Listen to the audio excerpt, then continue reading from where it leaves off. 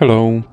In this video I will show you how to install ChatGPT Widget on Redmi Note 14S.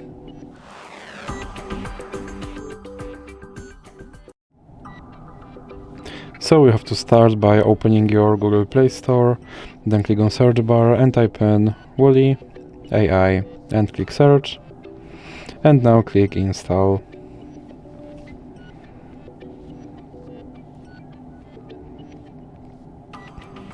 Now click open, and then click on this button to skip introduction, then click not now and click open permissions.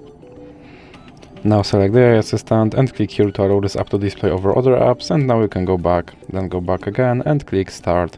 And as you can see right here there is my ChatGPT widget, and I can open him and I can tell him to do something.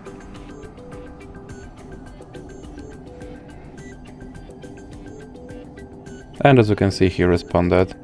So that's it for this video. If you liked it, please remember to leave a like and subscribe.